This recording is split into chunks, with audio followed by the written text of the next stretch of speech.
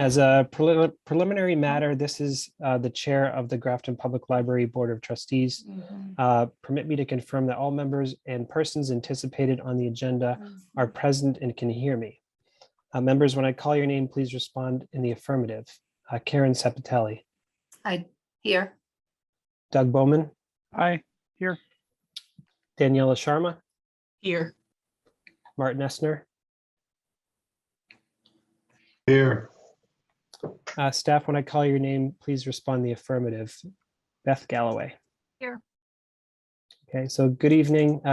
This open meeting of the Grafton Public Library Board of Trustees is being conducted remotely, consistent with Governor Baker's executive order of March 12th, 2020, due to the current state of emergency in the Commonwealth due to the outbreak of the COVID-19 virus. In order to mitigate the transmission of the COVID-19 virus, we have been advised and directed by the Commonwealth to suspend public gatherings. And as such, the governor's order suspends the requirement of the open meeting law to have all meetings in a publicly accessible physical location. Further, all members of public bodies are allowed and encouraged to participate remotely. The order, which you can find posted on the town's website at www.grafton-ma.gov, allows public bodies to meet entirely remotely so long as reasonable public access is afforded so that the public can follow along with the deliberations of the meeting. Ensuring public access does not ensure public participation unless such participation is required by law. This meeting will not feature public comment. For this meeting, the Grafton Public Library Board of Trustees is convening via Zoom video conference as posted on the town's website, identifying how the public may join. Please note that this meeting is being recorded and that some attendees are participating by video conference. Accordingly, please be aware that other folks may be able to see you and that take care not to screen share your computer. Anything that you broadcast may be captured by the recording. All supporting materials that have been provided members of this body are available on the town's website unless otherwise noted.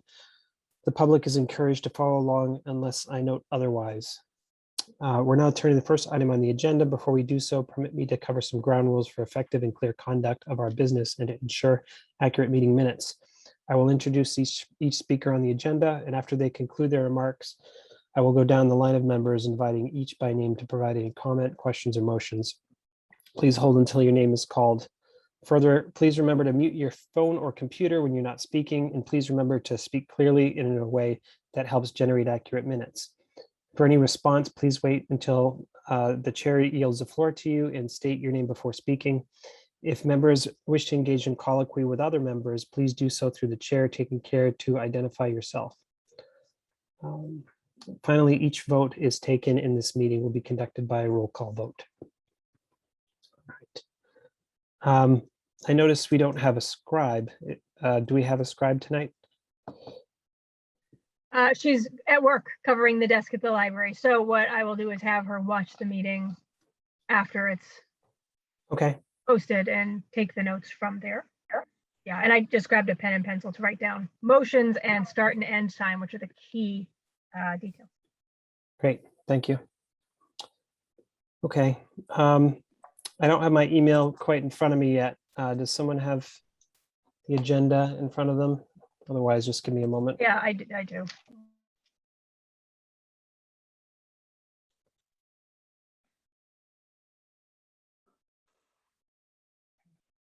Fantastic. So we have approval of minutes from August 25th, 2021 and September 22nd, 2021. If all have had an opportunity to look them over, I'll entertain a motion to approve the August minutes. I make a motion to approve the August 25th minutes. Okay, motion made. Any second? Second. I will second that motion. Okay, Daniela seconded. All in favor? Aaron, aye. Doug? Aye. Daniela? Aye. Karen? Aye. And Marty? Aye. Provided everybody's had the opportunity to view the September 22nd minutes, I'll entertain a motion. You guys see me? We hear you, but we don't see you.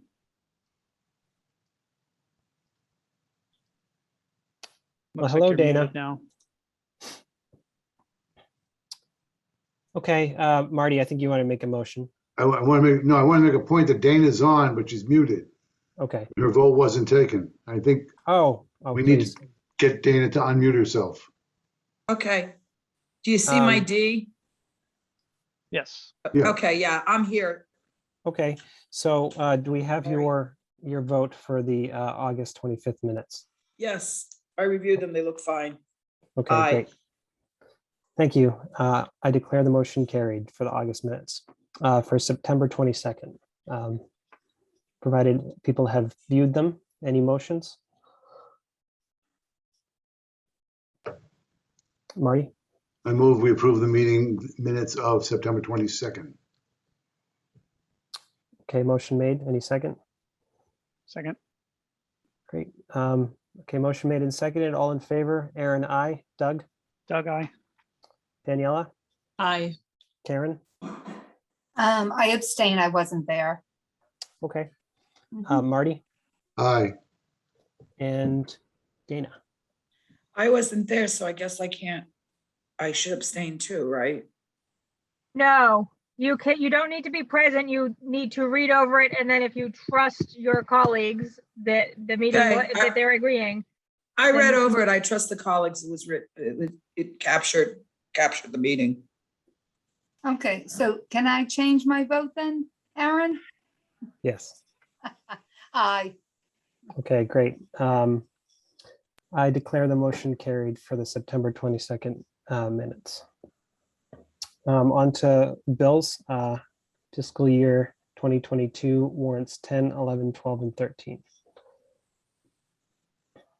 I apologize. That should be 14, 15, 16, and 18 in this current period. Yeah, we did not submit 17, and they've all been forwarded. This point, I know there's not a I don't want to make a motion. I have can I make a question even though there's not a motion on the floor? Yeah, please. I had asked on a separate private email of Beth about number 17. She answered that there was no 17. Just for my clarity, are these numbered based upon weeks, and the fact that we didn't do it that week would leave number 17 off? So they're Correct. non-sequential, they're by week. Okay, thank you. I appreciate it. Didn't know that. Then I will make a motion to approve warrants 14, 15, 16, and 18. Second. Thank you. Motion made and seconded. All in favor? Aaron, I. Doug? Doug, aye. Daniela? Aye. Karen? Aye. Marty? Aye. And Dana? Aye. Great. To ongoing business, the MPLCP building program grant, Beth. So we opened to the public and it was not a catastrophe. So that's wonderful. We're still missing a lot of things, but the patrons don't see most of it. They see that they have a beautiful new library. So there were a lot of, in the last 2 weeks, impromptu tours, kids and adults getting to run through all spaces, like the teen area that they normally under our unaccompanied adult policy would not be able to go into.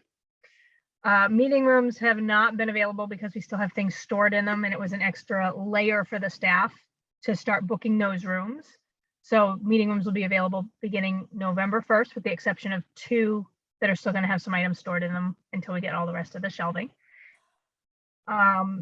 Computers are available.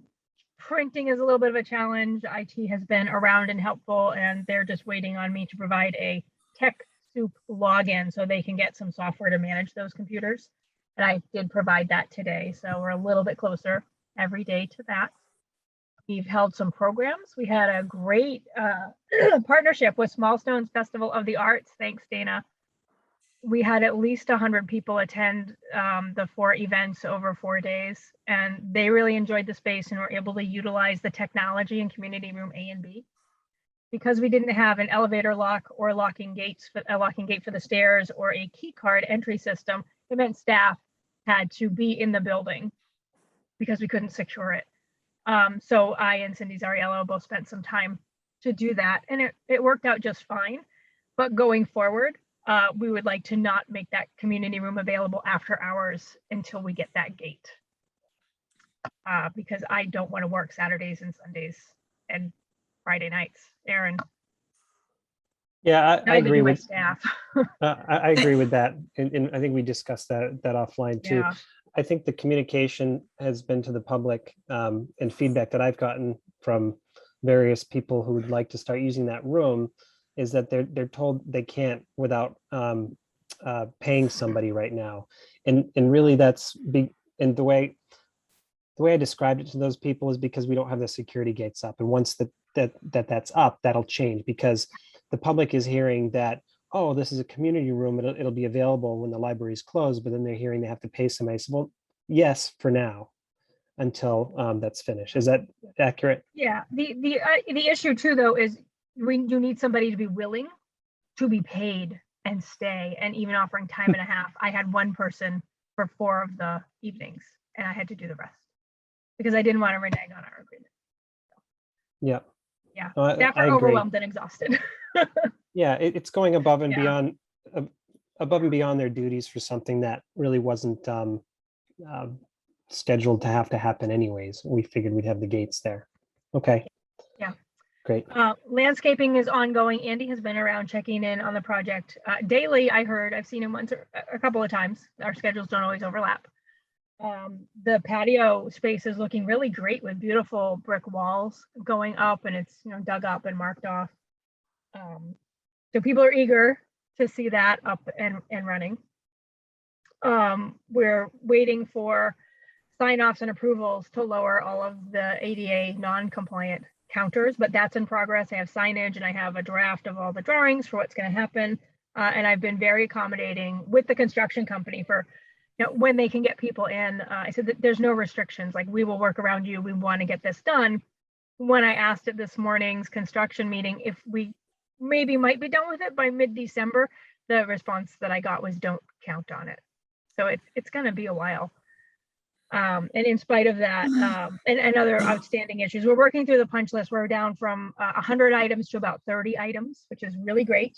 We'll be presenting a final, it's a relief, yeah, final change order, I think, to building committee at our meeting November 1st. And then everything after that might be, okay, thank you. We will take care of extra things like electrical outlets that we should have added in on our own, not through the construction company anymore. But every day brings a new an exciting thing. Today it was the floor outlets in the children's room, which have space, it looks like, for 4 electrical or 2 electrical and 2 data drops, only have the electrical. There are no data drops in the floors where computers were called out to go to plug in to get online to the internet for kids computing. So we're now working on that issue. All said, it is a beautiful building. Today was a half day and it was very busy, and there were a lot of kids and families. About 12 teenagers went and hung out in the gaming room, and they asked if they could watch a movie. And the person on duty said, "Oh, I don't think so. It's not really set up for that yet." But when I came down to cover, I said, "Try it with your phone. Why not? Let's see if it works." And they helped pull off the plastic sheeting from the TVs that had never been used. They turned them on and they were able to stream some things from their phone. And they were appropriate and well behaved and very sweet. And then they wanted to eat, so they went outside because we can't do eating in the building because we have to be masked. And I did bounce out. Actually, they chose to leave before I could bounce them out. A handful of 9, 10, and 11-year-olds who just came in after school and were hanging out. They let themselves into a meeting room that happened to be unlocked and were drawing on the whiteboard. I can't really be in here. And then I went, "Wait, how old are you?" And they said 9, 10. We're with a 13-year-old. I said, "Oh gosh, here's our unattended child policy. We love having you here, but you have to be with somebody who can be responsible for you at that age." So they all opted to go home, and they brought a copy of the policy back home to their parents to share. So I'm anticipating we may get some phone calls next week. Why couldn't my kid be at the library? And this is the unattended child policy that we reviewed fairly recently that says 0 to 7, parent has to be in the vicinity, which is either grabbing distance for the little ones or eyesight for the bigger ones. 8 to 12 can be in a room, but the parents can be in a different part of the building. And now that our building is so big, I'm actually advising, "Oh, your son is 10. walk him up to where you'll be so he knows, and then bring him back down, and then he'll know where he can go and find you if he needs to. And then 13 and up can be unattended. So we're enforcing that for everybody's safety. But so all in all, things are still trucking along. There has been somebody, Richard LePage from CTA Construction, on site every single day to have contractors check in with him, to show them what needs to be done and to double check their work. So I don't have to do it anymore. And Will from the town hall has been very helpful. He's not in every day, but always available when I need him. And he's been helping with some of the procurement items that are still outstanding. So we're getting there. And if you haven't been by, you need to come see it. Aaron, you're in charge of the meeting. You don't have to raise your hand for me. Oh, I know. It just, if other trustees put their hands up, I just want to get in the queue. I guess I'm in a queue of one. So that's fantastic. How did you guys go from 100 down to 30 items? Was it just having extra resources, or was it a lot of just like blood, sweat, and tears from library staff, or let's say that half of those were not our job. Mhm. So, all right, fine, we'll take that off the punch list. Things like we need blinds for all of the offices. So somebody still needs to go around with a tape measure and measure them and figure out where we're buying them from and order them. But other things are in process, like a hanging system for the artwork, shelving. I just got the shelving plan for some of the offices that we're going to have Home Depot style Henry, you have to be shelving. quiet though. Dana, I'm going to mute you. So some, it's more that there are a lot of things that the town is going to just be picking up because they were furniture, fixtures, and equipment type things anyway. And then some things they've completed or at least started, like they'll work on the shower to make that room compliant, started on Monday. So what are the big things, I guess, that were still on the list? Were those kind of knocked off? No, they're scheduled or in process. They're the 4 items that are required to move from the temporary certificate of occupancy to the permanent one. So they're in the vestibule, halfway through, they had the sensor button to open the doors automatically to make it accessible over the bench, which means if someone is sitting on those benches, you need to get within a foot of the button and you're sticking your hand over somebody's head or in somebody's face to try and reach over to the button. So they needed to relocate it. So they've done that, but it's on a 2x4, and they would like to make it a very nice post of some kind that fits in with the brand new building and the maple benches. So that's got to be, they moved it to the right location, but now they need to make it pretty. So they're halfway done with that. Another thing was the shower. They started work on that this week. And then they have 5 sinks and I think 10 or 11 counters that need to either be lowered, which means plumbing and tiling and millwork may need to be involved. And in other cases, the counter is actually low enough, they just need to cut out a piece of the finish work that's about 2 inches wide to make sure that there is room to accommodate a wheelchair. And then I forget what the fourth thing was. The fourth thing is handicapped exit signs, that the exit signs would have a wheelchair on them. So our temporary fix was that we could print out a wheelchair icon, and I laminated them and Paul hung them up so they're right on the sign. So on the first floor, you can easily see where the accessible exits are, and in case of an emergency or just to get out of the building. So those will be replaced by electric hung signs when they have to be purchased and somebody has to install them. So those are the 4 big things. So shelving, phones, IT, and security gate. Those are the other 4 things. Yeah, Mhm. The security gate, I think, has not been signed off on yet by the construction company. I don't know what the story is. They're working on it.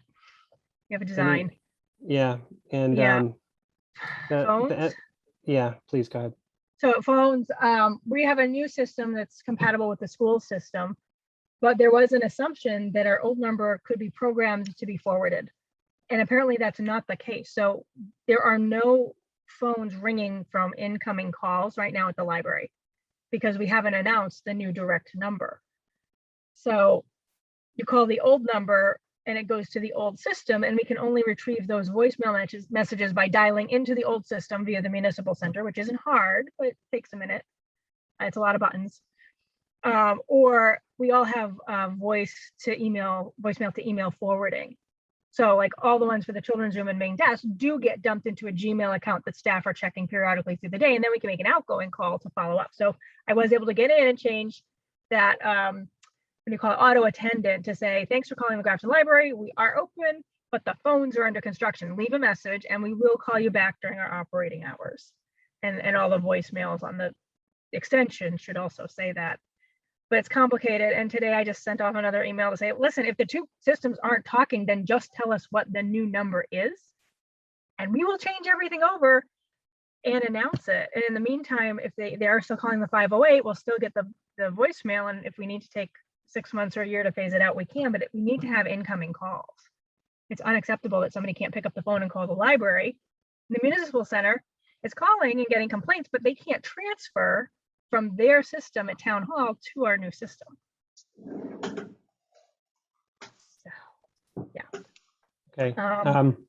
Shelving, it's on a Yeah. boat or a container somewhere, and it will come when it comes. I do know that our staff couch and chair are coming first week of November, but that doesn't help me finish putting away library materials. Yeah. It'll get here when it gets here. And that was the follow-up. Yeah. Librarians, shelving items. Do you still feel that you need volunteers? I think there was still a lot in boxes. No. Okay. There are a lot of boxes, but until I get that shelving in, I can't unpack them. And then what we did is for large print, we put it all on top of the fiction stacks. And if you go into the new large print and new book room, you'll see that some of the shelving is up and some of it isn't. So we're reluctant to put any materials on that half finished shelving. But when it's all put together, then it'll be easy for us or Taylor and his team, our page, to put things on cart. That's not that large of a collection. And then the solution in the children's room was stop trying to leave a gap at the end of each shelf in each bay for display and for growth. Like for now, we're just packing everything in. And when we get books back, if we have to shift a little, we will.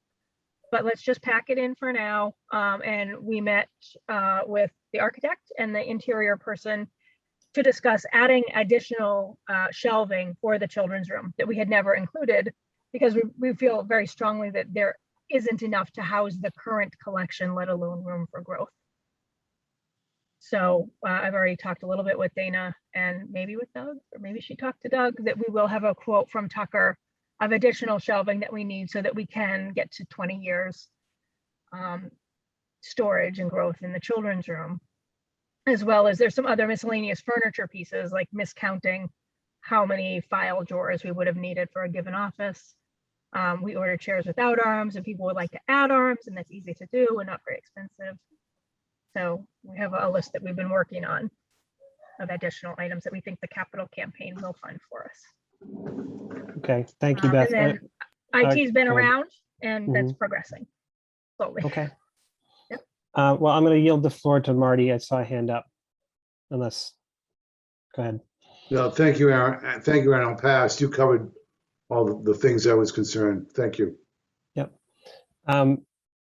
Any other questions for Beth regarding the grant, MPLCP grant? Just one follow-up question. I know MBLC has been very vocal about making sure that we're open because of the extended time that we had to close due to the building just not being ready. Have you gotten a lot of feedback from them? They did send a letter. I think they CC'd you. I don't know that anybody responded to them. Actually, I did not. So I'll make a point to follow up before the end of the week to say we did open as we had planned. Here's our temporary certificate. Here's how we're mitigating those 4 items on the TCO, temporary certificate of occupancy. And we will add in saying, like, we're not waiting for the doors to come for the tutoring rooms to make those tutor spaces available. They will be bookable starting Monday the 1st. So they're very concerned that we provide direct services at a minimum, reference and readers advisory, and we are doing that. So we should be okay for our state aid. Yeah, I didn't see. Get people in. Yeah, I didn't see anything in there that was alarming. They just wanted to make sure that we were open and providing services. And since I knew that we were, I think it was just a friendly reminder that we needed to be open and providing services. Okay. And we knew it was coming. Yep. So, yeah. Very good. We're okay. We're good. Thank you, Beth. Anyone else? All right. On to the next item on the agenda. I have the grand reopening Dana.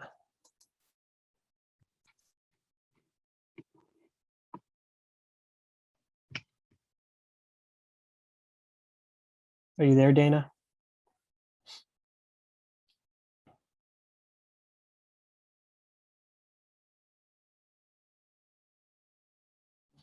Well, does anyone else serve on the reopening committee with Dana?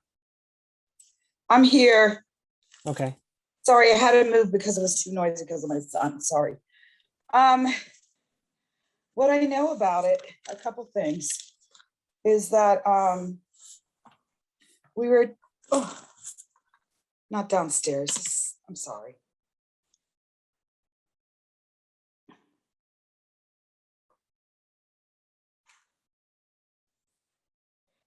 Basically, we need to decide when we want to do the opening ceremony or the ribbon ceremony with the officials. So we've talked about this a little bit. And I know one of the big concerns that we have is we wanted to make sure, obviously, that everything's ready to go and that the library's in a really good, it's looking the way we want it to look for all these officials to see it and the world at large to be notified that we're having the ribbon cutting. So I guess one thought Beth had, and I guess I've had some different people voice some concerns about the date, but she was thinking about wanting to do it at the end of December, perhaps. And that would be I think the last Thursday of the month. And which I guess that would be it would have to be the last Thursday of the month is the 31st. So I'm not sure when that would be then, Beth. The 30th would be, that the 30th is a Thursday. The 31st is a Friday. So that she was thinking the 30th. So I don't know, I heard some people say, well, sounds like a great idea, but that's like in the middle of the holidays. Will people really come out for it, like those officials? So my thought was just to kind of figure out what we should do. I mean, I was thinking, I think Beth wanted it in 2021. I was just thinking the first week in January, like the 7th would be great. But I guess that's open for the people at large to decide. Today is the 27th. So we just need to determine the problem with that. The first week in December, I don't know if we're going to have everything done. Plus, isn't that when Grafton celebrates the holidays? So I don't know, it could be like the kickoff because we could have our Friday event. And then I think the 5th is the Sunday event, is the Grafton celebrates the holiday.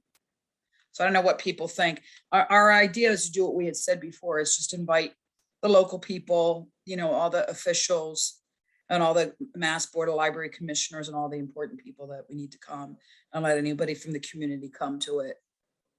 And we'd probably have it, we'd probably open it.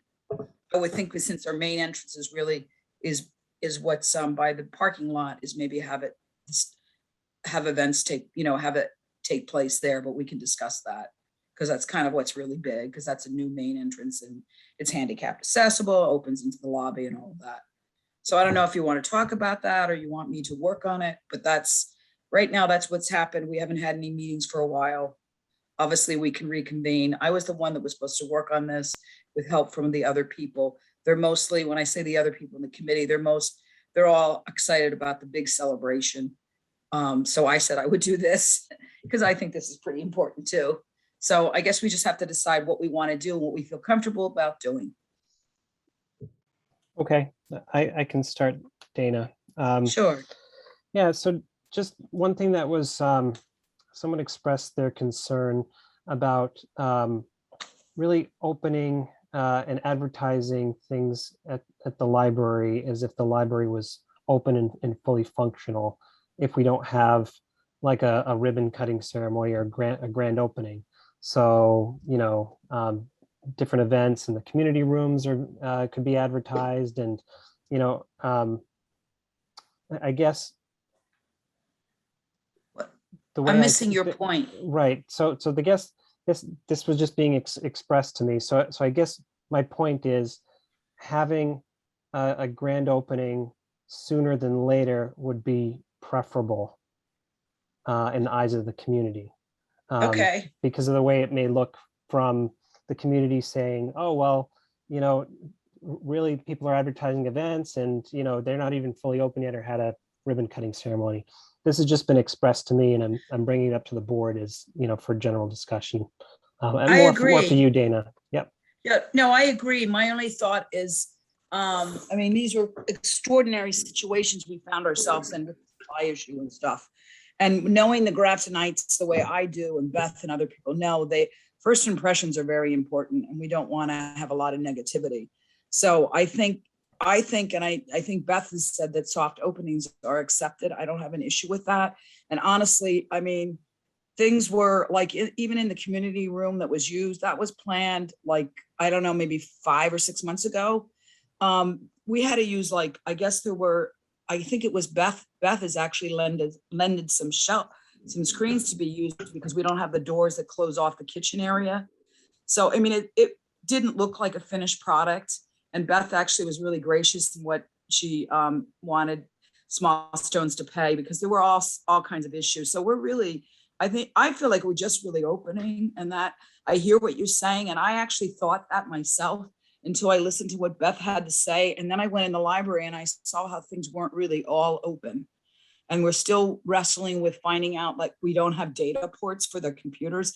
That's a pretty big deal. And we're really dealing with all those. I know it's going to take months, but we're going to make sure we get it, that we have all of those computer station counters at the correct height. And I just, to me, I'm not worried about it. I think if we can have it in the next couple of months, that will be fine. And then I would take any criticism. If I don't think we should worry about that point. And I think people have to know that the library is open, but it's not fully opening, and we're a new building. And guess what? We're learning what we need and what we don't need. And that's the reality of it. And the capital campaign's helping Beth with that, saying, don't worry if there's something you didn't order, let's figure it out. Let's get the right thing now. That's our attitude, because we figured do it now than later. Yep. I'll just respond, and then to Marty and then Doug.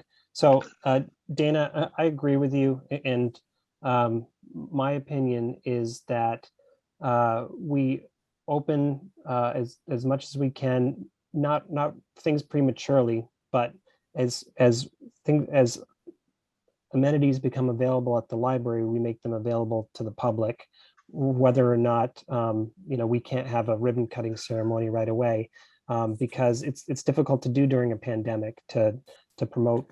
There's a lot of thought and attention and care that needs to go into planning something like that. So I agree. We open as much as we can, and if the community room's open and people want to start advertising programs and things there, that's great. We need to open as much as we can to the public. Thank you, Marty. I think it was just last month I made the point that we're going to be open eventually, and that will be a cause for celebration. To celebrate before we're ready to celebrate doesn't work for me for a lot of reasons, not the least of which is that I suspect more people will be disappointed to show up and see it's not so great here, and that's not going to win over a lot of friends. I think the issue that you raised, Aaron, that some people say, well, I don't know, it's open, that we haven't had a grand reopening. That's a communication issue. If somehow, whether something goes out, your weekly thing that goes on the town website, and just make it clear to people, this is what's going on. We are open, and maybe we should think about language, because words matter, and phrasing like a grand reopening might be changed to a grand celebration of our reopening. So we are opening, but the point is we're not ready to celebrate it yet because we're not done. And based upon what I've just heard Beth say, and a month ago and a month before that. I don't think she's comfortable saying we're going to be ready in 60 days. No. And I don't know whether it's 90 days or 120 days. But as long as Aaron has suggested, and I agree with him, let's keep getting it open. If it's every day, another feature is available, or every week or whatever, that's great. Let the public know about it. I was in the library. It's great. I'm not ready to go roam the stacks, but I'm looking forward to the opportunity to go roaming the stacks. And I'm sure I'm not unique in that respect. So I would ease off of worrying about the grand reopening, worrying more about making sure the public knows we're available for certain features, and continue to work towards getting it done. We will get it done. We're facing a lot of difficult odds, and Beth is doing stuff that's well outside of her normal job description and spending a lot of hours on it.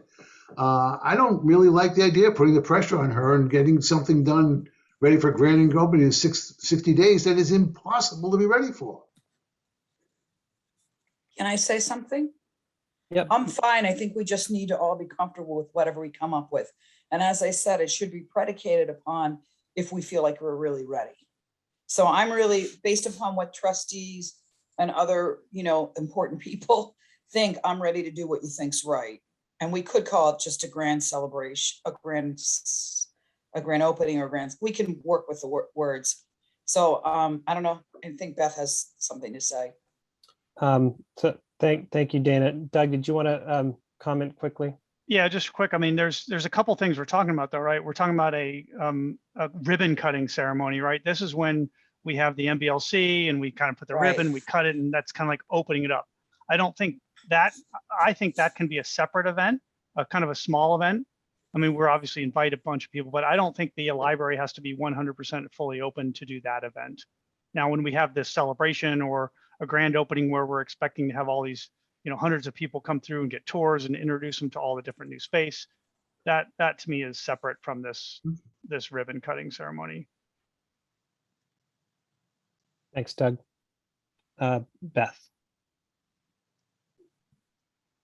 I was going to say something along those lines, which is we had intended to put the year only 2021 on the new dedication plaque, which I don't know if it's being fabricated or not, but I thought that it was going to get fabricated with 2021 so that we would have a ribbon cutting and dedication, which is the officials come and the public comes, maybe there's cake, to say we're done, and that should happen before the end of the year.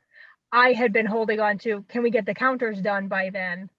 And now what I'm hearing is probably not. So I'm happy to let it go just so that we can actually fit in a ribbon cutting and dedication and thank yous to everyone who's been working on it before the end of this year, calendar year. And I thought we had already agreed that we'd be separating out with celebrations for kids and families and adults, cocktail parties and things on the common next spring and summer, with a 1-year anniversary. I like October 1st, because I think we opened the first week of October, or October 12th. We could do the grand opening could be celebrating the 1-year anniversary of the building opening to the public, October 12th, 2022. That would be my suggestion. But I think we should get a ribbon cutting on the books. If you don't want to do it the week between New Year's and Christmas, that's okay. We could just pick December 15th or whatever the middle of the month date is, to invite Mr. Meridian and Mr. Moore and MBLC and the select board and the building committee, so that we can officially cut a ribbon and say, yep, it's open, come in, but don't expect everything. Thank you, Beth. Yeah, and I think the only reason to wait till December is because November's already here and you need to give people a little bit of notice to add it, put it into their schedule. So yeah, I think a ribbon cutting as soon as is reasonable to give people proper notice, which I think is what you said, early December. I'd support that.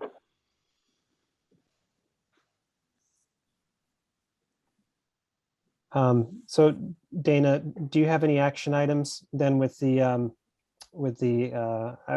want to call it the reopening committee, but it's really two items, like Beth said, ribbon cutting and then a reopening celebration.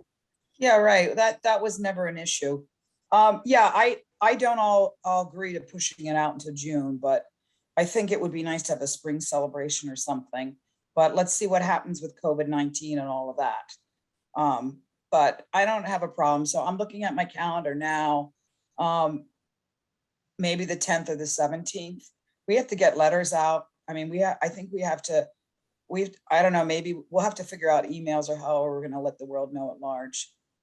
But I just want to make sure that Beth thinks that it's okay by that date. You feel comfortable? Honestly, I don't know the timeline. I don't know how much longer it will take to finish all of the Okay. things. So it let's could just take us pick a another date 3 or and- 4 months. So we'll do it as we are. It'll Okay. be nicer at December 10th than say February 10th, when we're in middle of winter and snow and ice and all of that. All right. Fine. So I'll get the group together. We'll figure out what's next. Thank you, Dana. Do you I need think any that's about others? it. Do you need any other support from any of the board members? Any more volunteers, or do you think you have enough? If I do, I'll reach out. I would think I would, because but let me, I would like them all to attend if they can. And, you know, I'll figure that out. We may need some help. But it would be good if all the trustees can come, please, once we have the date. If you can make that work for your schedule, please. Sure. Yeah, just if you needed any help from the board, just, please reach out, because Okay, I know sounds that good. we're all crunched for time. And if we All right, can all thank you. punch in, punch in, punch out and just keep it going, I think we want to get it done. So thank you, Dana. You're welcome. Okay, great.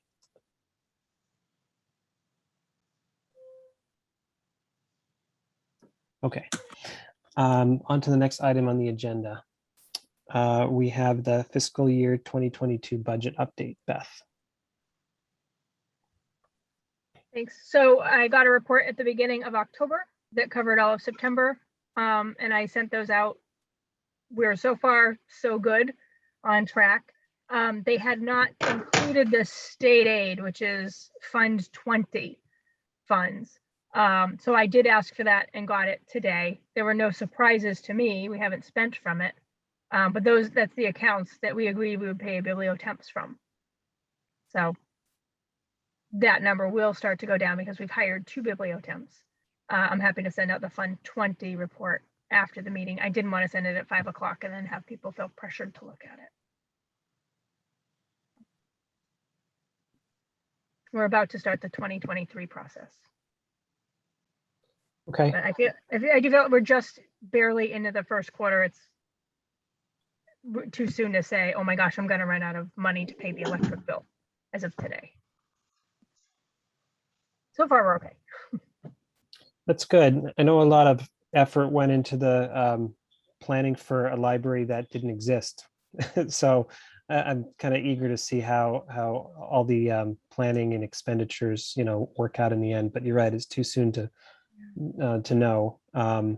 But based on what you do know, I mean, are you going to design the 2023 budget very similarly? I mean, you have to, right? Yeah, well, the thing is, there's never a lot of room for increase.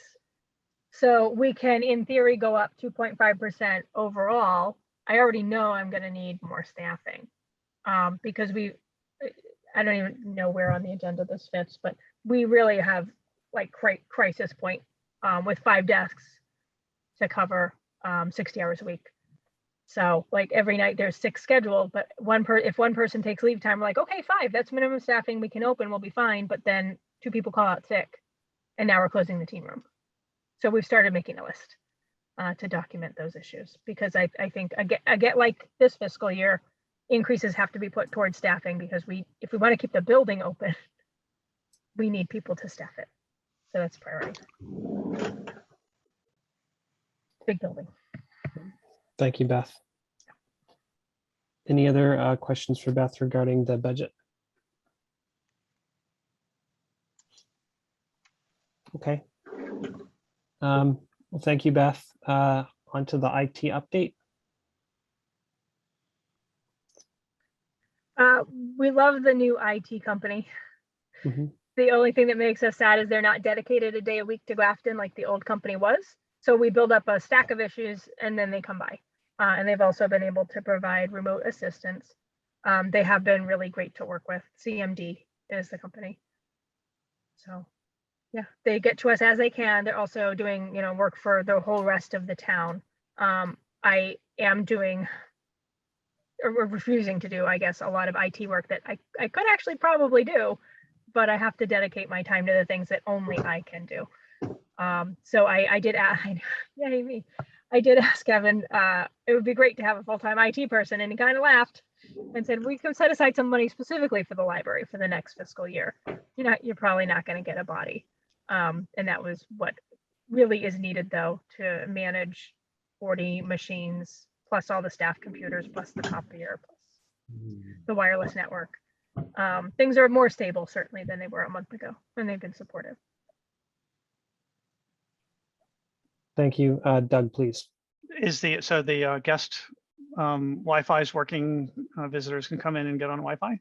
And they don't need a password. So it means it's available 24/7. You don't even have to come in to get the login. But yeah, it's been up and running. It's been stable. I don't know yet how to get the numbers to track how many people are hopping on, because that is a statistics I'm supposed to report to Mass Board of Library Commissioners, how many wireless users we had. And it seems like the system that was purchased and installed doesn't do that, but there has to be a solution. So we're working on that. And then the other thing that's missing from guest wireless is a splash screen that says, welcome to the Grafton Public Library. Here is our acceptable use policy that the Board of Trustees voted on. Please check to acknowledge you accept and will follow this policy before they get to the next step, which is the internet browser. And that's something that CMD hopefully will take care of. Oh yeah. I provided the policy. They just need to code it, and it's not a lot of work. It's just, like I said, they're kind of taking a lot of things in and then working in a batch to clear out a bunch of library stuff while we build up new issues. It's coming. Great.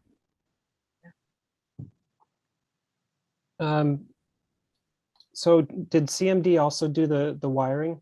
Or was No, it? Okay. no. So there's another company that was supposed to have done all of the wiring and software purchases and like get the software that would help us manage the computers, PC reservation, manage print management.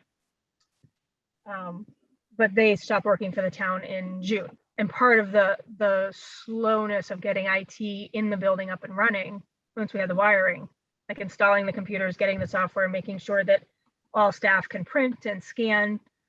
That's been the new company that started in July, but they didn't get over to the building until end of August, beginning of September. And there's just a lot. So we have laptop carts that are just not ready for prime time at all. But by some miracle, we do have 4 adult internet computers that you can get online to. And if you use print, you might be able to print. Some days it prints and some days it doesn't. Children's room computers aren't wired and no one wants to touch the Mac computers, but they did some work on them. And eventually those will be on board and network to printers as well. It's coming. How about the children's room? The children's room AWE early literacy machines are up and running, and those have 20 or 30 games. It's kind of like a little gated garden of things you can do that are not even on the internet, but downloaded and installed, all with literacy and STEM themes. So those are available. So kids are coming in and playing with those and banging on the keyboards. But in terms of a child coming in to write a paper, not available. To do research, to print from our databases, to print photos, that's just not available. And the holdup is there's no wire, no plug to put the internet wire into in the children's room. It's just left out. Okay. But Thank you, now it's on Beth. the punch list and in process. Very good. Anybody else for IT? For Beth? All right. So next is the Grafton Public Library Capital Campaign Update. Dana.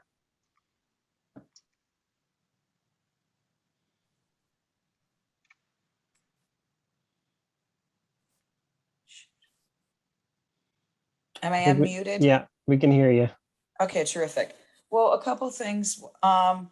So we're, I guess we're doing a couple things right now. Part of our effort is, we've been working on our donor wall, and that's going along well. with the sunshine. So we continue to work on that. And I think that will be finished within the next couple of weeks and we'll be able to come and install it. Or the sunshine will. Then we did meet with them last week with Beth, Doug, and myself, and a representative from there. So we closed some questions that we had regarding plaques, and you know, how to the individual plaques for people who endowed specific rooms. So we went through all that. So that's in good shape. So we're going to be working on that as soon as sunshine gives me the signal. In the meantime, there is some work that Doug and I and Dawn and Carrie can do. The other thing that I've been trying to do is to, there's just a lot of loose ends that we're trying to close up. So I've just been doing a little bit of work here and there.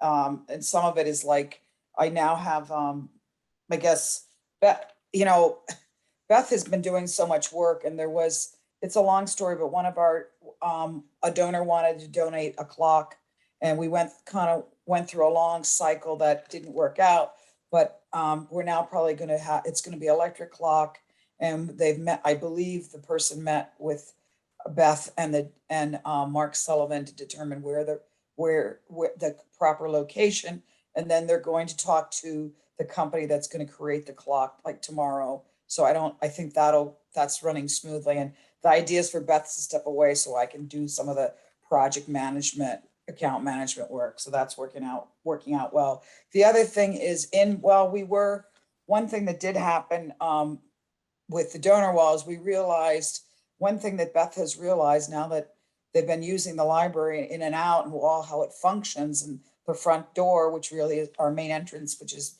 off the parking lot, is that we realized that we really need a person to be sitting at a desk right there in the lobby. So what we're doing is Beth has explained to me that basically we need it's one unit. It's not like a desk, but it's like a table, I'll say, that's going to have an automatic checking out book computer system, or whatever you want to call it, so people can automatically check out books. Then there's going to be an individual sitting there, and what we've decided, because it looks kind of messy now, so that's why I'm bringing this up. We said, why don't we make a nice curved desk, and then you won't see the wires, you won't see the person's feet and legs, and they'll feel more comfortable there. And then the other stuff that's there's another table and things that won't be there, so it'll look really nice. So the donor wall will be the wall that is right. It's part of the community. There's a door to go into the community room, and it's right there. So we had to change the position of it because it would have been obscured by a person sitting there in front of it. So that has actually worked out well. So Capital is going to help pay. We're going to pay for the desk and make sure it's just decent with a seat. So I've sent out some emails about that. Between Doug and I, we'll figure out how that needs to be done. We know it has to be custom built, so we're working on that with Beth, trying to get the stuff off her plate. And then the other thing that little things keep on happening that we need, like the shelving unit. We're going to take care of the shelves. There's with Grafton Public, the campaign will pay for that. The other thing is there's a couple little things when we've forgotten or we need something extra, we will do it. And we'd rather do it now than 5 months from now. And, so if we have to order it through Beth and work with her, we're more than happy to do that. The other thing, Beth, is I did mean to say, I think that you should maybe, as you use the children's room, let us know if there's additional stuff that you need or materials or furnishings, because it seems like I know some things didn't really quite match what you wanted. And if those aren't really that functional, maybe we can find another use for them, like in that particular apparatus or furniture that I discussed in my email to you. I think if you can't use that, let's get what you need and we can repurpose that. And Doug will know about that too. The other thing is, I don't know if this will happen, but another donor has stepped forward who would like, if possible, and Andy's looking into this and we'll work with Mark Sullivan and Doug and I on it, is whether or not we could have in the large print room, the area that's over the entranceway, it's like a flat roof. This person asked me, could we have a green roof like you have on the other side? And I said, well, it's not inexpensive, but if you're willing to fund it, I can find out if it's doable and if it's something that we think we should do. So we're going ahead with that. So I'm working on stuff like that, loose ends that need to be cleaned up. We see something. And so if anybody sees anything that's not quite right and you think it needs an additional, we need to buy something in addition, let me know. We're also just making sure, like, it was good to hear that Beth said she got those computers that she needed in the children's room and they're working. Okay. Let us know if there's more. And then there's other stuff we're working on I don't have to go into. We're just going to make sure whatever's been ordered, if it's not right and we can return it, we'll do that and order what Beth in the library truly needs. It's like what Marty said, until you really get in there and use it, a lot of this stuff, it happens as you get used to using the rooms and all of that. So that's what I've been working on. And then I guess now I'll be working on the ribbon cutting, which I'll call it the ribbon cutting, because that sounds good to me. So I think that's about it. We're still getting some monies in from some people things are going pretty well. We're spending our money down, of course, which is what we need to be doing. So Doug's really in charge of that, but I think everything's running smoothly. I don't know, Doug, do you have anything to add? You might want to. Well, Beth already mentioned the landscaping. That's Yeah. a capital campaign project, and that's going quite well. I think they're almost done with the walkways and the brick walls, and then the Yes. backfilling and landscaping will be next. And it's looking pretty good. And there's a couple other things that we're gonna price out to make it look more finished in the back, off the community room. So Doug and I have discussed that, so we're working on that too. So I guess that's it. I'm excited. I've heard a lot of good things from people. Haven't heard any negative comments, which is nice. Beth has been filling me in on some of the comments too. But I think it's going really well. I know we have a lot more to do. And I think some of the stuff is new because somebody commented to Beth that how come the electricity wasn't free for the charging of the cars. I mentioned that to a colleague of mine and he was like, what? You're kidding me. He was so divided. He was so excited that he could charge his car that it was not his expectation that it be free. So I thought that Beth should know that. So we'll see. So anyway, if anybody has any suggestions or questions, please let myself know or Doug know. Well, thank you, Dana and Doug. It's certainly a lot of items for the capital campaign. What's funny is we now have vehicle chargers at the library, whereas before there used to be a gas station and three oil tanks in the ground, right? We've improved it so much. No one can really fault. I mean, people should realize that we remediated that land and look what we got. So you're right. It's really cool. That's the wave of the future. Yep. Great. Any other questions for Dana or Doug regarding the capital campaign? I think that's a great point, just to invite trustees or we're advocates for the community, so we should be listening to how people are responding to the new space that they bought. And if we feel that there are things that, or if they feel that things that could be better, we need to voice those concerns. So that's a great point. Thank you. You're welcome. All right. So advocacy is currently tabled at the moment, but if you hear any ways that trustees can advocate, please bring them to my attention and I'll be sure to investigate, which is an ongoing process.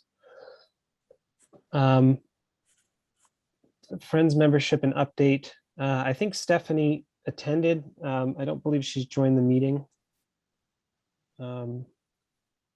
So if someone has attended the Friends meeting, I'll be happy to hear an update.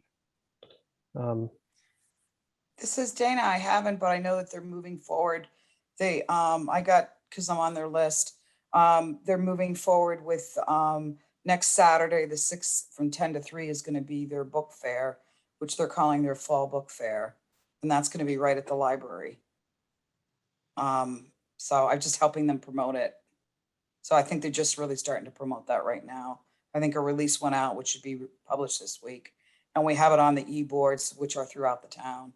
And I'll have to, if we get flyers, maybe some of us can help them, or just make sure you remind people about it, even in your neighborhood, because it's so different. I was trying to explain to people that it's just a donation. So I think that's that's a really nice way for us to do it, where people get to walk through, see the books, and then, they might pick up 5-10 books and then give their donation. So people really like that. I'm not sure with everything else that's going on with it. I have to find out. I'm sure there's more things going with it, but I'm not sure. So we're in that now. I will find out. Thank you, Dana. So just along the same lines of, feedback from the community, I think people really did love the Down Under bookstore. So however the Friends can kind of perpetuate that sort of, I guess, another amenity for the community. I think they really liked being able to, and they're like, oh, it's $1 a book. I'm like, I don't know, if you go on like a Saturday, it's $0.25 a book, but it was always it was really great. I know I took a bunch of DVDs at one point, from the Down Under sale. But the other thing that I've also heard regarding the Friends is, oh, it's the Friends Cafe. And someone said, oh, they're going to have a coffee shop there. I'm like, what? Who's going to staff the coffee shop? We're going to hire a barista, I guess. So it's kind of funny to hear the feedback, from the community regarding the new space. It's all positive, but it's really funny. Please go ahead. It's cute. Doug. That's another hat that I'm gonna wear. I was going to say, Beth, yeah. Books and coffee and book recommendations. We do have a Keurig, and we will have it operational at some point. The two holdups for that are that I need to fill out the Board of Health's food permitting, which is due December 1st. So if I did it right now, I would still have to do it again December 1st for next year. So I'm just holding off. The other issue is, as long as we have a mask mandate in town, I don't want to offer food and drinks for consumption inside on site. So their, vending and coffee and all that can go, and our own, popcorn and movie programs, those will all go live when our town's mask mandate lifts. They are trying to get some food trucks to come for the day of the book sale on November 6th. And I said, yeah, as long as people don't bring the food inside to eat, or you can even have, if it's raining and the bread guy is going to be there and he wants to set up in the lobby and you're getting a cut of the profits and it's buy it and take it home, I think that it will work just fine. But if the ice cream truck's here, they should park on the common and people should eat their ice cream outside. So it's a self-serve cafe is coming, just not with a barista. Yeah, it's funny. So yeah, continue to listen to the feedback and ask people if they visit the library. I love to hear people's because I do a lot with my kids in the Cub Scouts, and there's a lot of new parents, and they don't always know that I'm on the library board. And so just to kind of hear people, talk, unbidden about the library, not forced, oh, we love the library, and just to hear their feedback has been really great. So I encourage you to get out there and talk to people. Great. Doug, please. Just real quick, since we're talking about that, is there any way we can get on that little sign that is near Scoops? I can't remember what you call that little construction sign that has all the little town notices. Something that says, hey, the Grafton Library's open. Yeah, I think I you just mean have to the email DPW. e-boards? I can do that. Are Okay. we ready to say that? Yeah, we're open.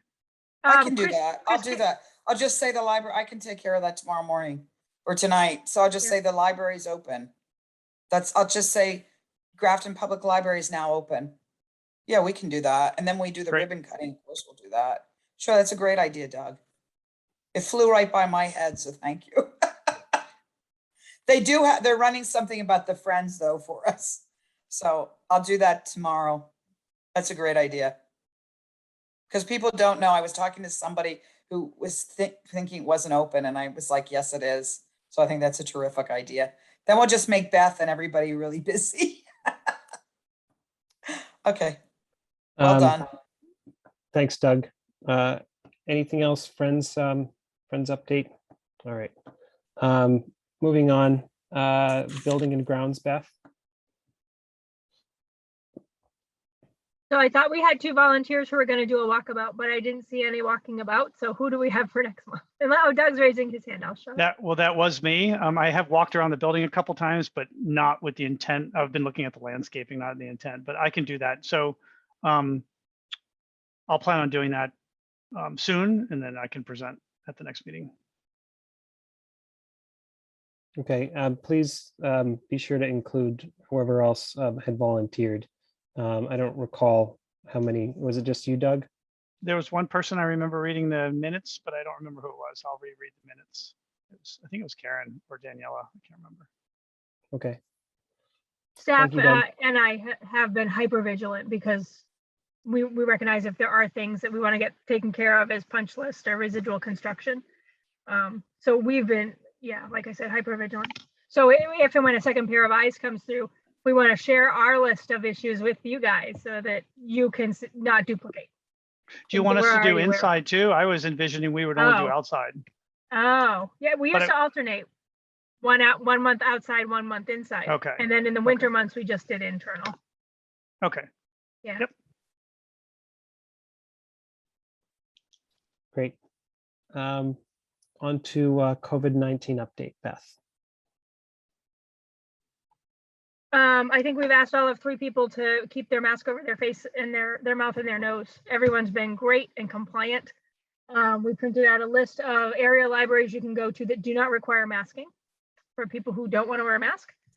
There's one, Millbury, does not require masking and everybody else does. So we're all in the same boat together. We just got notice from the town that boosters are available, ironically, at the Rutland Public Library if you've got your Pfizer vaccine and need your 3rd dose. So town's vigilant about that. We haven't been, I think, as hands-on and immediate maybe with cleaning because we do have custodial every day, which is really great. But I know even Paul is struggling to clean up, to keep up with all of the cleaning, all the bathrooms, all the surfaces, all the vacuuming. So our practice right now is we're cleaning workstations and phones and mouse, your mouse as you go from one station to another. We are continuing with contact tracing for staff, for volunteers, and for people who were unmasking. So we had asked the Small Stones performers and their volunteers, because they were there repeatedly for long hours, if they would also do our contact tracing. It's been 2 weeks since their first event and I haven't heard any reports.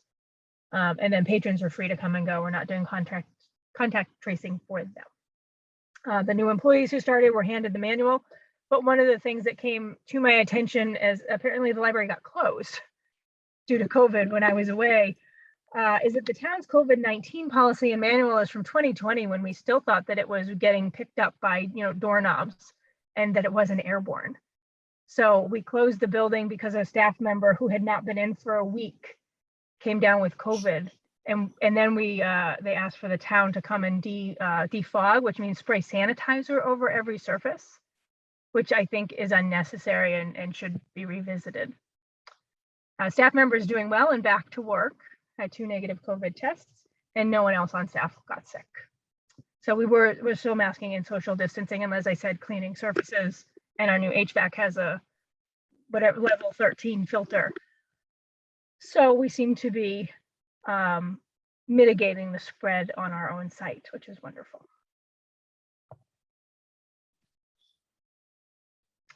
Thank you, Beth. Any questions for Beth regarding the COVID-19 update?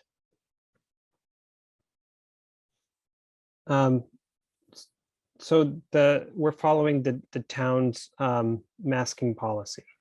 Yes. Okay. So I've been back to work for about 4 months, and my institution has an indoor mask policy, but generally it's if you are seated and working and not coming in contact with somebody, you can demask, right? Yeah. Is that true of the library and the patrons? Yes. Well, it's true for staff who are Yes. working in offices and can close a door, but any staff on public desks are masked. And because the town's mandate is masks in town buildings, I would think that even if you come in to the tutoring room and close the door, we would want you to mask. Those rooms don't have windows, they do have HVAC. But COVID lingers for up to 16 hours in the air. And if a tutor and tutee are in there and unmasked and somebody has cold or flu, it will then be lingering in that airspace for the next pair who comes in unmasked. So we've said out for outdoor programming, even it's on library property, you should have it on, but they let it go for the Mr. Kim program. And the issue really is we still have a number of visitors who are under age 12 who cannot get the vaccine yet. So we're protecting them as best we can. Yep. Thank you. And my understanding too is that when schools get to 80% vaccination, they may unmask. The school may not have the mask mandate anymore. But we wouldn't be tracking that. Great. Waiting for the That's- count. Yeah, that's what I was looking for. Thank you, Beth. Yeah, sure. Dana has a question. I just wanted to be, and I was reading through your report, so I think it kind of gave me the answer, but are we thinking, I mean, I know it's the end of October and then we're going into November. Are our plans for November, December, are we planning on having any programming with kids and whatnot? Yeah. And what Yeah. are our how will we be doing that? I'm Yeah. beginning to get questions asked by from people, and I Yeah. thought I should know the answer. We started up with live in-person programming in October with outdoor programming for kids. We had Mr. Kim come and do a concert, and then we moved our kids programming to the big community room so that we could have space to social distance. Masks are still required. We can open the door and put up a fan to get fresh air in. We'll continue that, through the end of the year. If it gets cold, people can just put their coats on. We had a painting program today in that room because it was a half day. They were painting pumpkins with kittens in them. And that was like an upper elementary program. The kids had on masks. We spread out the table so that they could distance, but of course, family groups were bubbled, can be right next to each other. So right now we're only offering mostly librarian run programs. And then we plan on January 1st to bring back, like if we're going to have a guest lecture, we'll do those starting after the first of the year, assuming that COVID numbers don't increase. So we have an author who wants to come and give a talk. There's a native plant group who wants to have a speaker and a meeting. So again, we're like soft openings, slow rollout for everything, but programming's resumed and the calendar's up and running. Allison just did a poll for the teens for what day they want D&D, and it looks like it won't be Friday night anymore as an option. But yeah, we're moving forward. Okay, I just wondered, and then, are you doing readings then with the younger kids or not? That's story time. So yes. I mean, story time. Yeah. I'm sorry. Yep. It's We right on the just all wear calendar. masks? Everyone's masked. And I think we may be either we're shortening the program. There's no bubbles. There's no craft. So it's just straight stories, finger play songs. So it's abbreviated and possibly for less people. So again, so that we can all spread out and they're not in the smaller room, they're in the big room. Okay, terrific. Thank you. Good to see them all. Thank you, Dana. Thanks, Beth. Any other comments for COVID-19 for Beth? Okay, on to new business, the 2022 trustee meeting schedule. I didn't see that attachment, I don't believe. I don't think I sent that out because I was so focused on the closing dates. Could we table it? Yeah, I think it's, I think we'll table that in the 2022 closings. I think we saw that earlier today, but I think we just need some time to digest it. So, But not to please, go interrupt. ahead. Yep. Sorry to interrupt. That was rude. We were actually supposed to do this in September. CW Mars is waiting to enter our 22 dates of closing so that they can tell their delivery drivers before the end of the year what dates the library is closed and what dates they can't come to meetings. So I can send them the draft and we can update it, but it's overdue. I think that's fine, Beth, to send them the draft, and if Okay. something changes, we can let them know. Okay. I'm sure you did your due diligence and you know, didn't just pick a whole bunch of random dates on a dartboard. Actually, Oh, okay. All right. I think that's fine, just so that we're not holding you up, but I would like some time to look through it. So anybody who has any feedback, should we deliver it directly to Beth? Okay, great. I'm going to skip over teen advisor to the board, but I will entertain a quick comment that I heard from Marty about tabled items. I think if there's an owner, we should ask the owner of that item to remove it and to kindly bring it back when they're ready to revisit it. So in this case, I was the owner of the teen advisor to the board on behalf of, I think, a previous trustee. So I will bring that back if it's going to be an active item, but I think it doesn't need to be on the agenda until I or another trustee wants to bring it back to the board. Beth, please. I have somebody who might be interested when you're ready to revisit it. She's 17. She wants to be a librarian and she's a new volunteer and she'll be helping at the book sale. So I will Okay. send you an email to connect her and then you can figure out what policies need to be written around it and if she's your pick. Okay, yeah, please do. Thank you. So moving on, diversity, equity, and inclusion statement tabled. I think the owner is Stephanie. So we'll defer to her if she wants to keep that on the attention of the board, or if it can be tabled and removed. So I will remove that one and reach out to Stephanie if she wants to bring that to the next agenda. On to policy review. We have a few policies that Beth has sent out and asked, well, the policy committee has sent out and asked for feedback. So I trust everybody's had the opportunity to take a look and provide some feedback. So Daniela, I will give the floor to you. And if you could just briefly describe some of the policies and if the intention is to vote on them tonight.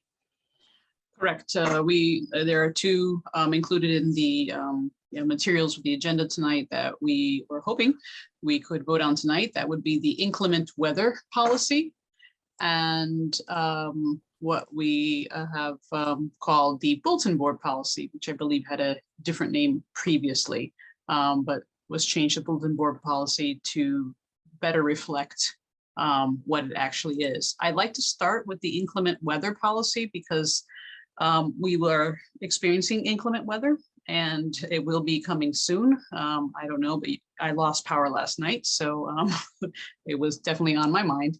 And if you notice, this was, we had discussed this last year, March 2020. So right before the pandemic hit, basically, we had updated some items because there were some challenges during the previous winter. Since then, we have revised it a bit more. And if you look at the bolded items, those are the aspects that have been revised accordingly. Basically, it is making point number 4 is making it clear that if the minimum staffing policy cannot be obtained due to inclement weather, the library will close. And for number 5, if the public schools are delayed, the library will delay accordingly. And that is a little bit related to working with and conferring with DPW when they can come around and plow or take care of the parking. And if they're taking care of all the schools first, the library may come second. So closing may be, or a delay will be shifted due to when DPW would be able to clear out the parking lot at that time. You will notice also in point 8 that there is a bolded phrase may additionally, and referring to what I was just talking about, is that the director may additionally confer with DPW and other municipal units and the trustees before whether or not the inclement weather policy needs to be implemented.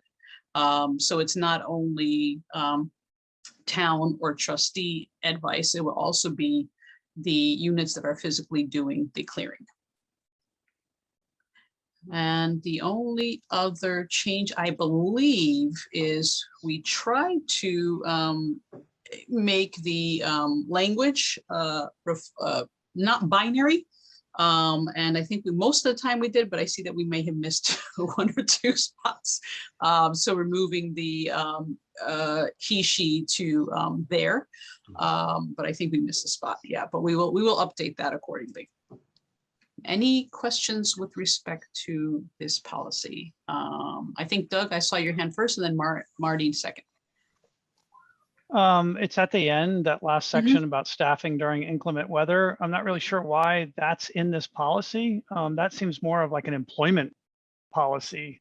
Excellent question. Yeah, and we did make it, and we did review this, and we do need to put it here for one reason is there is no other place to put it. There isn't like a handbook, staff handbook, staffing with respect to inclement weather section to put it.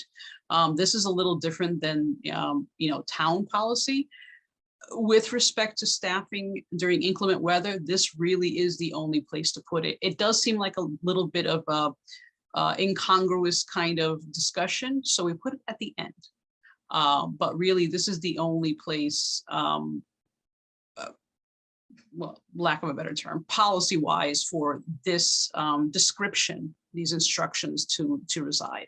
Yeah, okay. I mean, I just worry about the general public reading this, and I don't know.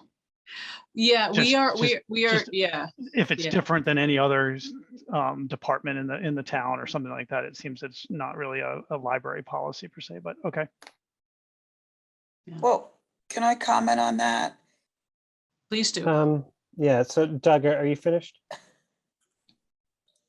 I'm sorry, I think I saw Dana, but before Okay. before you chime in, I think I saw another hand. That was from Marty.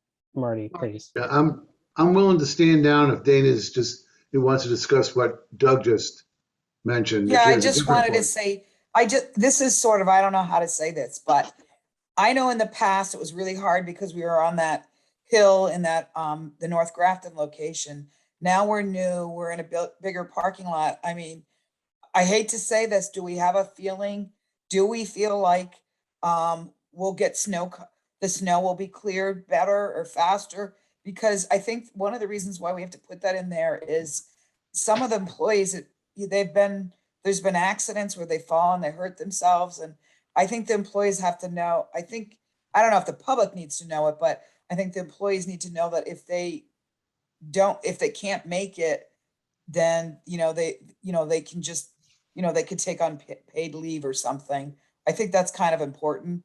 Other than that, I don't, I just wondered if Beth has an idea, because I mean, now we're new, people are going to want to come to the library. They're not gonna, if people fall and hurt themselves, or if they can't get into the library, we're gonna have some issues. But I wonder what Beth thought. Yeah, that's a point very well made. And I think part of adding that small phrase in terms of conferring with DPW and building a better relationship, knowing with the challenges that we've faced before and these new challenges coming as it's a much larger space, that we can be optimistic that there will be, it will be on the forefront of their mind. But we're going to see after that, when we get that first snowstorm, we're really going to see how it is. Yeah. Okay. Yeah. Thank you. Marty, I'm all yours. Yep. On item number 4, Daniela, Just as a matter of practicality, how is the public going to know that the library has closed due to a minimum staffing policy requirement where, for example, the rest of the town is open?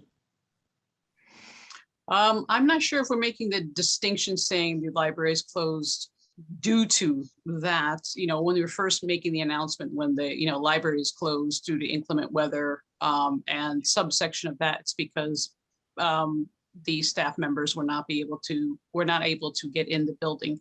I think the most important thing first is to make sure that people know in a timely manner that the library is closed. If people ask, then why?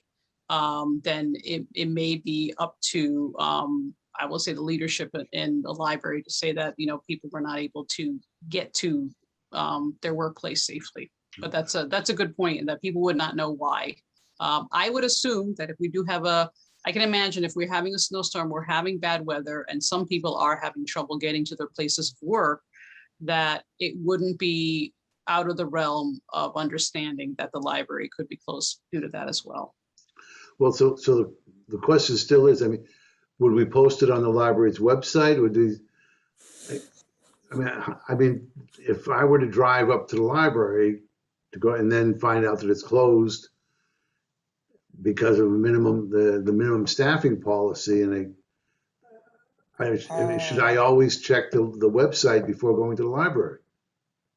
I believe, if I'm not mistaken, and Beth, I might need your help there in terms of how they advertise when they are closed. I think there is website wise, I believe it is not only just on the library website, also on a town website as well, if I'm not mistaken. Social media, so the Facebook page is there, and telephone message. Okay. Point number 15, Beth highlighted it for me. Thank you, Beth. I hadn't put A and B together like that. Or 4 and 15 together like that. Yeah, and all right, social media. that satisfies me. And that, I guess it's maybe out of order, and I'll stand down if you want me to, Aaron. The minimum staffing policy, as I recall, if we don't have enough staffing, then the library is not going to be open anyways. Do I understand that right, Beth? Yep. So similarly, that would be on the website also, and it would just go up ad hoc. You have the ability to make that change instantaneously. All right, I'm satisfied. Thank you. No, very good question about notification. I appreciate that. Aaron, yes, please. So the other item regarding if the Grafton Public Schools have a delayed opening and the library has a delayed opening, so schools are open at like 7 or 8 o'clock or 9 o'clock, but they might have a 2-hour delay, right? So then they're really opening at 10. But if the library has a 2-hour delay, right? So I see Beth pointing. We Yeah. discussed this very instance. Go ahead, Beth. Yeah. So what the director of DPW has said is you need to delay accordingly, because from 7 to 10, that's when we're cleaning the school so they can open at 10. And then at 10, when they're open, then we can come over and start clearing the library. So you just, whatever time they delay by their start time, you delay your start time by 2 hours or 3 hours accordingly. Yeah. So because he's just like, we're not going to get to you, and this is huge. So I guess, is this hard and firm in the sense that a lot of times with weather, by noon, a lot of the snow is kind of melted or safe anyways, or, you know, like the worst of it is generally in the morning when people are getting up for the commute, and then, you know, the day goes on. So are we saying hard and firm, always 2-hour delay? I think you have to, right? That's what we would like the policy to be, because we're also taking into account staff who live an hour away, who, you know, instead of them slogging through to try and get there for 10, they get that extra time. I understand that. Thank you. So that we can fully staff to open. Great. Okay. And I'll also say inclement weather, the number 4, the minimum staffing to inclement weather, it's not necessarily can't get there. In some cases, again, we have 3 people who live an hour away. who will say, it's really icy. I started out, but I'm going to turn around. Can I telecommute? Yes, if I can still open the building, then yes, we can do that. But also we have people with kids. And if there's no school and the library is open, they can use their leave time to stay home and take care of their children. And that's, work-life balance, that's what they need to do. Then I can't get bodies into the building to open. And then we start to look for part-timers and temps and try and get that staffing. But I am anticipating that we're going to have times when people just cannot get there or can't come in or have leave time already scheduled or whatever. And we're not going to have enough bodies to open the building. So we want to make sure that that minimum staffing is adhered to, because the minimum staffing, which is 4 people to staff the 5 desks, means a room will still be closed and it's not enough bodies. But we don't want to completely close. So we'll do the best we can. Thank you, Beth. Yes, Marty. Just one more thing. I want to add a compliment. I do like the idea of having numbered items rather than bullet points, and I thank you for doing that. We did it for you. I'm glad you brought it up, Marty. Thank you. It works, because then also we can say, well, number 8 on the policy says. It helps us as well. Yeah, great catch. Well, I appreciate you doing it. Thank you very much. Any further questions for the policy committee regarding the inclement weather policy? Yes, Karen. And I'll just say it is very thorough. I love the fact that you did address the delays, because I know we've had issues with that before with DPW. They can't be 2 places at once. Right. Things Right. like that. So, Right. that is a great addition. So thanks for, adding in some of these details. And yes, I agree with Marty. I love the numbers. Great. So I will entertain a motion to approve this policy, if anyone's willing to make it. I make a motion to approve the inclement weather policy. Great. Any second, Marty? I'll second that motion. Okay, motion made and seconded. Any discussion? All in favor? I'll start with myself. Aaron, aye. Doug? Doug, aye. Daniela? Aye. Marty? Aye. Karen? Aye. And Dana? Aye. Great. I declare the motion carried. Further policies from the policy committee? Yes, the next one, the final one for this evening is the bulletin board policy. And this is basically is reviewing physical material, not electronic display type material. And hence that's why we made sure the name said bulletin board policy.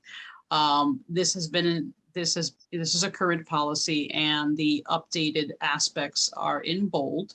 And it's important to one of the most important things is item number 3, that we're not looking at any electronic display, people may want to use, that it's not contained within this policy. And that there is going to be a regular recycling of materials when they are not appropriate or not timely anymore. But in general, it really is focusing on that hard copy type of information that people want to display.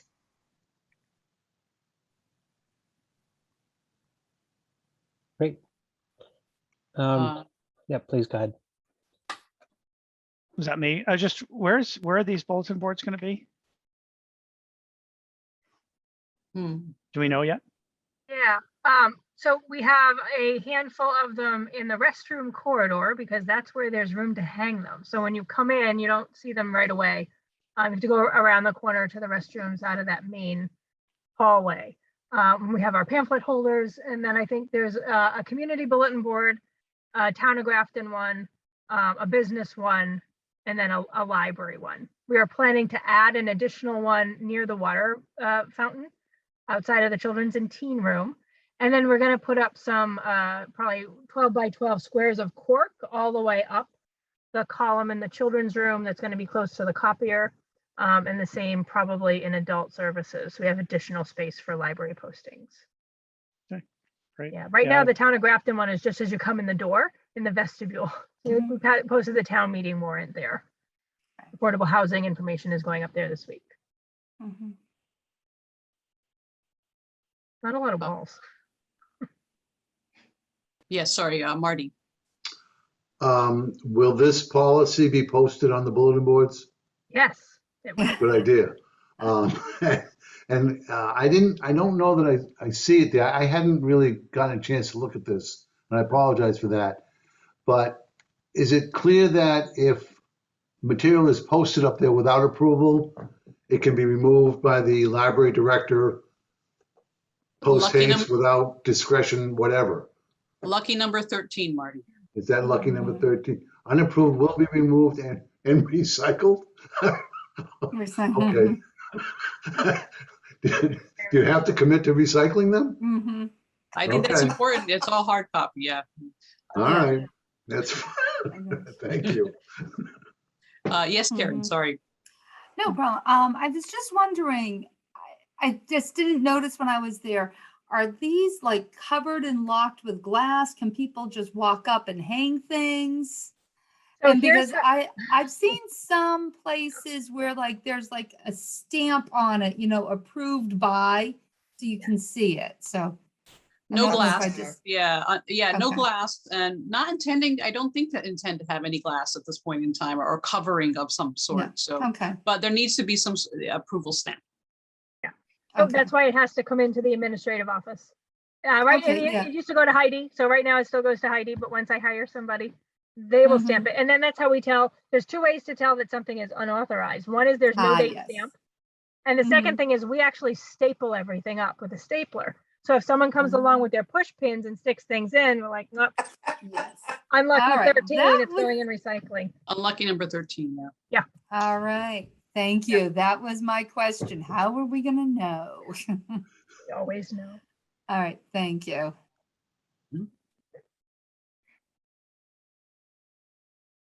Any further questions for the policy committee? I have a thought. Yes, Dana. I was going to say, I've been to many libraries and this is what most of them follow. And I think most people follow it. So I think it's a good policy, well written. Thank you. Great. Hearing no other comment, I will entertain motions to approve the policy. I make a motion to approve the bulletin board policy. Okay, motion made. Any second? Second.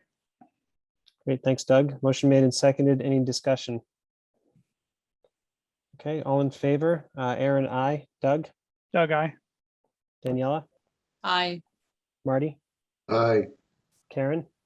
Aye. And Dana? I Great.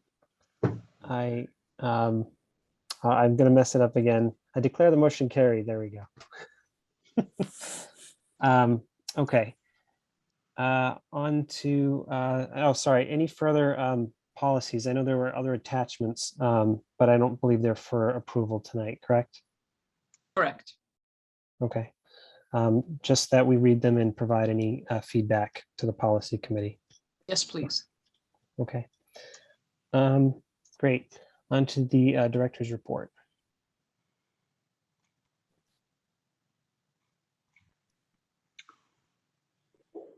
Can't unmute. The report, the library's open. Did you all know the library is open? And we've extended hours on Friday and Saturday till 6 o'clock. It has been, we opened in October, right? This is a September report. We had 1,200 visitors in the first 8 to 10 days of being open. So it feels manageable. It's great. It's manageable. So we kind of like that people are not sure that we're open. It's been a slow roll. But things definitely started picking up today and word is getting out, which is wonderful. In September, the select board declared September in Grafton to be National Library Card Sign Up Month. We only gave out about 17 cards because we were closed to the public, but people were able to go online and renew. So what's happening now is they're coming in to pick up the cards that they requested all the time that we were closed, and then getting those cards activated. Although we weren't open to the public, we had tours, we had virtual programs, we continued to provide even without phones, because those messages came to our email. Reference questions, place things on hold, did readers advisory, and we're there to talk to people. We put things on hold for pickup at other libraries that were open, and we're very grateful to our surrounding town libraries who welcomed our patrons and let them have their holds. I attended a lot of meetings, a lot of impromptu conversations about the many issues around the building. The list of what was not working in September is actually not very changed as of October or as of August, but you know, it's proceeding. I attended a capital planning summit that Evan ran for department heads, and I have a couple of requests that trustees should be aware of for the next 5 to 10 years. One you already probably know about, which is that we realized partway through the construction process that the cupola, it's been almost 20 years since the cupola was repaired. And remember, they did repairs to the exterior, but also to the interior of the historic reading room.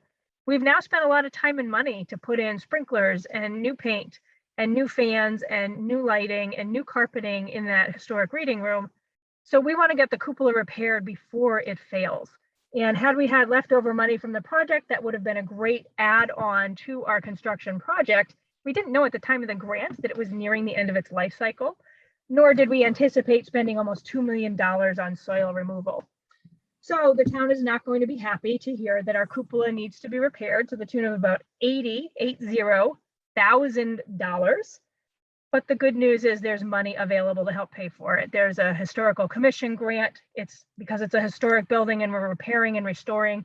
Some CPC matching funds could also be used. And then capital campaign and or trustees could kick in some money to help pay for that repair as well. It really needs to be done in the next 3 to 5 years. The other issue is that the head of DPW said, why in the world didn't you guys include a generator as part of your construction project? You have this $16.6 million building with all these materials inside of it and no way to protect them if we don't have power for 3 days, or a pipes burst, or, you know, you really need to have a generator that's going to be $200,000 to $300,000. So again, this is a if and when we bring it to the town, we're probably going to hear some unfavorable comments about why didn't you all think of this? It is something that we need. It's something that Evan's aware of. DPW has offered to help me write the funding proposal for a capital project paid for through Town of Grafton. We might also be able to use some of the ARPA money. I forget what that abbreviation stands for, but it's COVID relief money for towns to protect assets. There is also a possibility, given that we have a full kitchen and a functioning shower and small rooms that with doors that close and 7 bathrooms, we could also be designated, if we have a generator, as an emergency location for when there's no heat or electricity in town. The senior center already has been, but I don't think any of the schools are. So it may be a very good investment and one that we're just thinking about in the near future. Another item which could have some CPC or capital campaign assistance is to refurbish the clock, not just adding a clock to the large print and new book room, but to the historic reading room. Doug did a beautiful job hand painting Roman numerals and changing it over from an electric to a battery operated clock. But the silver is really tarnished and it fits the character of the room, but it would also look really nice if we got it professionally finished and then did something that would alleviate staff from having to climb up on a ladder and change the batteries and bring it back to an electrical run clock. And at the same time, we finished the built-in bookcases and the beautiful tables, but we didn't do restoration on the Windsor chairs, on the historic book cart. We have a historic credenza, all from 1927. We have a card catalog, we have a stool, and we have a podium. So I'm going to be meeting with someone from Old Bostonian who did that beautiful restoration work on the tables and bookcases to get a quote to eventually do request funding. Again, CPC can help pay for it. It could be a capital expense as well. And then at some point, we might want to think about gating with security gates, the children's and the teen spaces. Now that we're adding a teen patio and the children's room has a door out to their patio, right now you can exit only through the lobby to Upston Street in the parking lot, or upstairs once the landscaping is done, you can exit out to the common. Both of those spaces have security gates that will alert us if people are walking out with laptops or library materials. And neither of those doors do. And they may be locked or alarmed periodically, but it would be nice for patrons to be able to check out and leave through those exits at some point. That's nowhere near as urgent as the cupola or the generator. So I spent a lot of time, working on that kind of stuff. Reopening logistics, Small Stones Festival, furniture, fixtures, and equipment. I wrote a $57,000 grant for ADA equipment and software with the help of the Disabilities Commission. We'll see if they fund all or part of that request. It's screen reader software, text-to-speech, screen magnifiers, book magnifiers, that kind of thing. Children's room spent a lot of time moving furniture around valiantly, trying to get all of their collections onto the shelving, and finally came to the dreaded conclusion that really there wasn't enough shelving planned for that room and we needed to purchase some more. So we worked on that.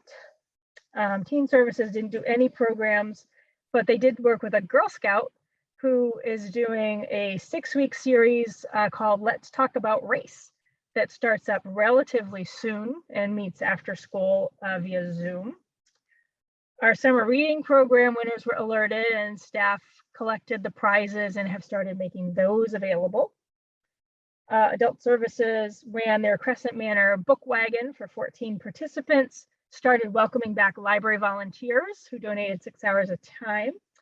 We have 31 volunteer applications from people who are eager to get into our building and help us make it beautiful, which is awesome. If only we had the time off the desk to get them trained and implemented.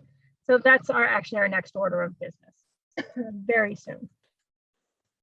Virtual book groups met. We added 200 items in September. All staff, or most of the staff, attended an AMP Up training on how to use the electronic vehicle charging station. We are currently charging $2 for the first hour and $1 for each additional. And then after 5 hours, if you continue to let your vehicle sit there while it's not charging, it goes up to $10 an hour. So don't come and treat it like a parking place and use up the plug and prohibit somebody else from charging. And those fees are subject to change. I need to actually make sure that we can charge, because if any of it was funded by our grant, we might not be able to. We priced it that way at the recommendation of the company, hoping to recoup some money that we could put toward our electrical bill, which we have no idea what it's going to be with the new building running. We all got AV training. A couple people took webinars, and we had a bunch of patron comments. Most of the comments in September were, "When are you opening? Are you open yet? When can I bring my books back?" And we had to keep saying soon, soon, soon. And finally, we were able to tell them after Indigenous Peoples Day weekend, yes, they could return their items. And they've been bringing them back. I have a stat sheet too that I can show. It's 10 minutes of 9. Everything was down because we were closed in September. The only thing that went up were our social media stats. We had anywhere from 10 to 20 followers join us on Facebook, Instagram. No one new on YouTube, Twitter, and I think Instagram had the biggest number of increased users. Those are the highlights. I'm happy to take questions. Just a quick one. Yeah, please catch your breath. Thank you for talking for so long. Really? No. I guess since you were talking a little bit about generator, the idea of solar panels came to mind. Do you know when we'll hear about the grant? I don't. I know they're still collecting information for the LEED certification, and it's contingent on them having all the data to submit to get the designation that we then present to Mass Board of Library Commissioners. And I don't know if they turn around and write us that check for extra, I think it was $160 $5,000 if we Yeah. meet this over lead certification right away, or if that's a we'll fund you when we have money next fiscal year, or if it comes at the end of the project. And the intent at the time of putting the grant together was, if we can meet this over lead certification, then we'll wire the roof for as many photovoltaic panels as we can fit, with the intent that when we get that kickback for meeting the lead requirement, that money gets used to purchase solar panels. So I'm not sure of the timeline. I can certainly ask our construction specialist. But I can tell you right now, there is a holdup with getting some of the HVAC information. And now we have to do indoor air quality testing because they weren't able to document all the things in the flush out period that they need to document for the lead certification. Okay. We think we'll get it, but that's a piece that we really have to have. Great. A lot of points. Thank you, Beth. Doug, please. Yeah, this is probably for Beth and Dana. Do we know when the last time that cupola got worked on? I feel like that wasn't that long ago, but Yeah, like 2000. 2000. I It can- was. Yeah. It was a while ago.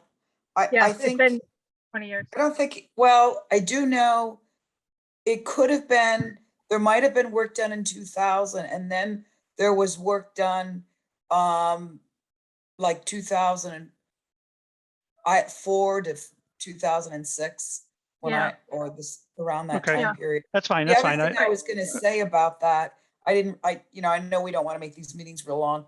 I was just gonna say that really, what happened with all of that is there's a restriction that we should be able to get a grant from the Mass Preservation Society, because we now have a restriction on our building because of the monies that we accepted before.